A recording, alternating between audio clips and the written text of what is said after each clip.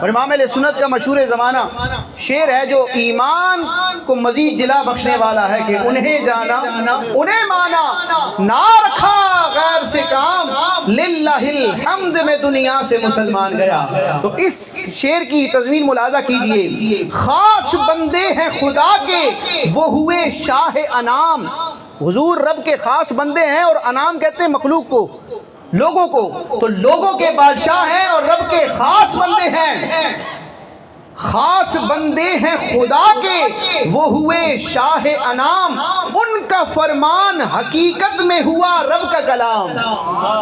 یہ ہمارے عقیدے کی اور فقہ کی کتابوں میں مسئلہ درج ہے کہ حضور کا جو فرمان حدیث ہے یہ بھی وحی ہے، یہ بھی وحی ہے، اس کو وحی خفی کہا جاتا ہے، وحی غیر مطلوع کہا جاتا ہے، کیونکہ قرآن ہی بیان کرتا ہے، رب فرماتا ہے کہ میرا محبوب اپنی خواہش سے کچھ نہیں کہتا، یہ وہی کہتا ہے جو کہنے کا انہیں حکم دیا جاتا ہے۔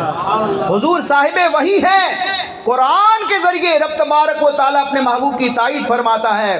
تو خاص بندے ہیں خدا کے وہ ہوئے شاہ انام، ان کا فرمان حقیقت میں ہوا رب کا کلام۔